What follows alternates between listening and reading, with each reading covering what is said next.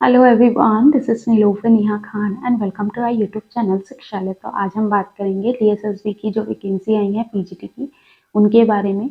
लगभग total number of vacancy आपकी 300 है, मतलब 200 297 या समथिंग कुछ है। ठीक है, बाकी सारी डिटेल मैंने आप लोगों के साथ पहले ही शेयर कर दी है, लेकिन एलिजिबिलिटी क्राइटेरिया से रिलेटेड आप लोगों के काफ़ी सारे डाउट आ रहे थे और सिलेबस से रिलेटेड। तो आज की वीडियो में हम सारी चीज़ें डिस्कस करेंगे और होप सो ये वीडियो आप लोगों के लिए यूजफुल हो रहे। तो सबसे पहले मैं आप लोगों को बता देती हूँ किस किस सब्जेक्ट की वैकेंसी आपको आई है। ठीक है, ताकि आपको क्लैरिटी मिल जाए कि आपके सब्जेक्ट की वैकेंसी है या नहीं।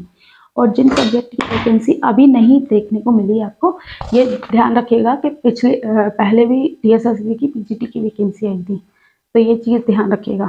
ठीक है, तो सबसे पहले मैं आप लोगों को वैकेंसीज बता देती हूँ।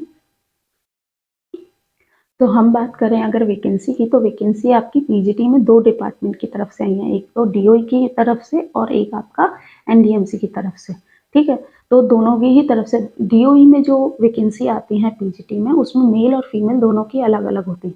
तो ये चीज़ क्लियर रखिएगा, मेल और फीमेल में दोनों की अलग अलग हैं, तो दोनों अलग अलग फॉर्म भरेंगे।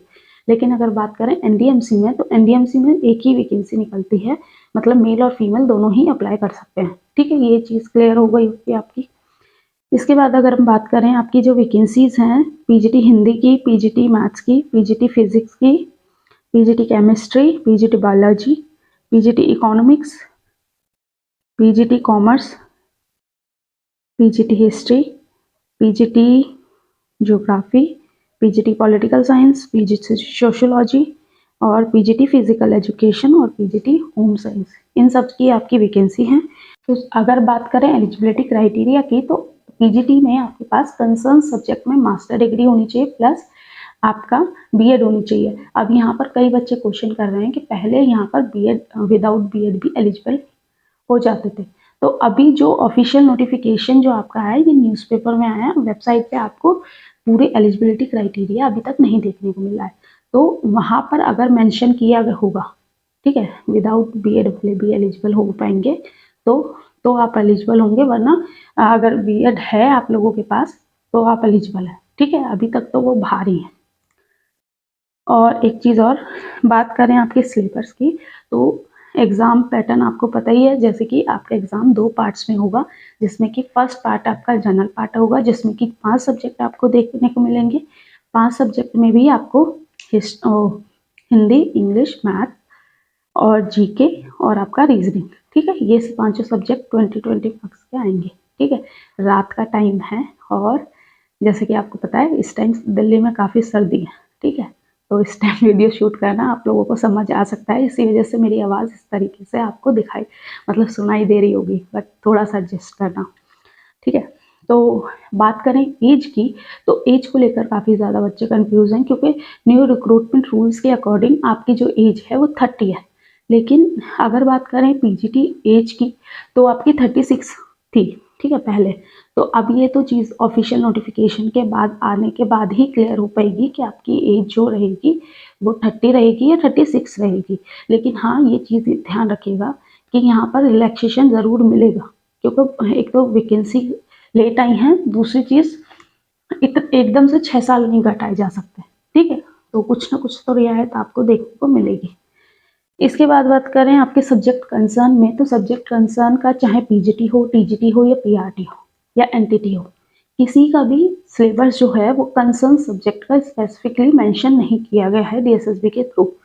सिलेबस की अगर हम बात करें, तो सिलेबस में आप लोगों के पास सबसे पहले एनसीईआरटी आपकी 6 to 12 तक की क्लियर होनी चाहिए। ठीक है, क्योंकि यहाँ से आपका 70% सिलेबस यहीं से आपका पूछा जाएगा। ठीक है, 30% आपका माना जा सकता है ग्रेजुएशन और आपका जो आपका उसके लेवल का है। लेकिन हाँ, ये चीज़ याद रखें, एग्ज़ाम का लेवल काफ़ी हाई होता है, तो वहाँ तक पहुँचना भी काफ़ी डिफिकल्ट होता है हर बच्चे के लिए।